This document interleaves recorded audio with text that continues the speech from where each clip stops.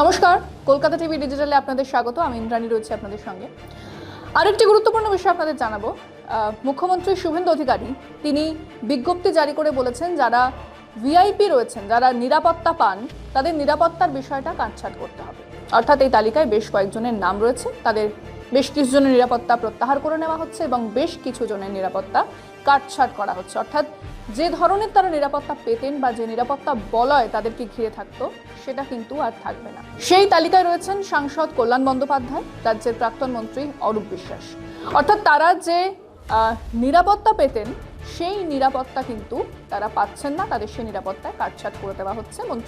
প্রাক্তন মন্ত্রী অরূপ বিশ্বাস তিনি আর বিধায়ক নন, তাই তার সেই নিরাপত্তা তুলে নেওয়া হবে এমনটাও জানানো হচ্ছে। এবং রাজ্যের যে প্রাক্তন দুজন ডিজি রয়েছে, তাদেরও নিরাপত্তা কাটছাঁটের কথা বলা হয়েছে এবং পুলিশকে সেটা নির্দেশ দেওয়া হয়েছে যে যাতে বাড়তি কেউ নিরাপত্তা না পায়, সেদিকে সেই বিষয়টা পুলিশকে নিশ্চিত করতে হবে।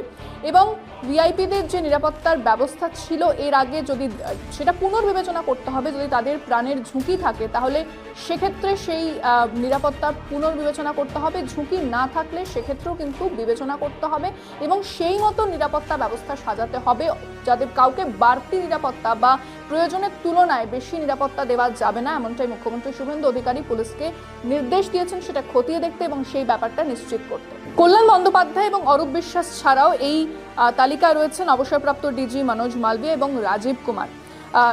রাজীব কুমার যেহেতু তৃণমূলে বর্তমানে রাজ্যসভার সাংসদ, তাই তার যেটুকু নিরাপত্তার দরকার সেটাই তার কাছে থাকছে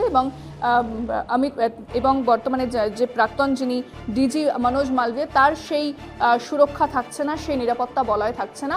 এর আগে আমরা দেখেছিলাম যে অভিষেক বন্দ্যোপাধ্যায়, তার নিরাপত্তা তুলে নেওয়া হয়েছে। তিনি সাংসদ হিসেবে তার যতটা নিরাপত্তা থাকা দরকার সেই নিরাপত্তাও থাকছে, কিন্তু জেড ক্যাটাগরির যে নিরাপত্তা ছিল সেই নিরাপত্তা প্রত্যাহার করা হয়েছে, অর্থাৎ বাড়তি নিরাপত্তা তাকেও দেওয়া হচ্ছে না।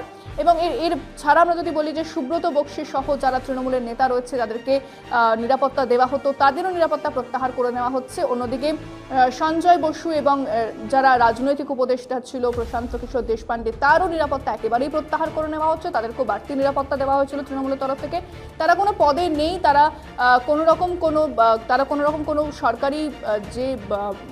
সরকারি কোনো পদে থাকছেন না, তাই তাদেরও কিন্তু নিরাপত্তা একেবারেই প্রত্যাহার করার সিদ্ধান্ত দিয়েছেন শুভেন্দু অধিকারী। তিনি কিন্তু বলেছেন শুভেন্দু অধিকারী অন্যদিকে যে মমতা বন্দ্যোপাধ্যায়, অর্থাৎ রাজ্যের যিনি প্রাক্তন মুখ্যমন্ত্রী, তার নিরাপত্তাতে যেন কোনো খামতি না থাকে। তিনি যে রাজনৈতিক কর্মসূচি করবেন, যে সভা করবেন, সেক্ষেত্রে পুলিশকে নজরদারি করতে হবে, সেক্ষেত্রে পুলিশকে প্রয়োজনীয় বন্দোবস্ত করে দিতে হবে, সেক্ষেত্রে কোনো ত্রুটি থাকলে চলবে না। কিন্তু বাকি যারা রয়েছেন, যারা বাড়তি নিরাপত্তা পাচ্ছেন, তাদেরকে সে নিরাপত্তা দেওয়া হবে না। কুণাল ঘোষ তিনি যখন জামিন পেয়েছিলেন, তিনি বলেছিলেন যে তার প্রাণের ঝুঁকি রয়েছে, তাই আদালতের নির্দেশে তাকে বাড়তি নিরাপত্তা দেওয়া হয়েছিল, সেটাও কিন্তু তুলে নেওয়া হচ্ছে। অর্থাৎ বাড়তি নিরাপত্তা এবং অপ্রয়োজন, যেখানে প্রয়োজন নেই সেখানে যদি নিরাপত্তা দেওয়া হয়, তাহলে সেগুলি পুলিশকে প্রত্যাহার করতে বলা হয়েছে শুভেন্দু অধিকারীর তরফ থেকে।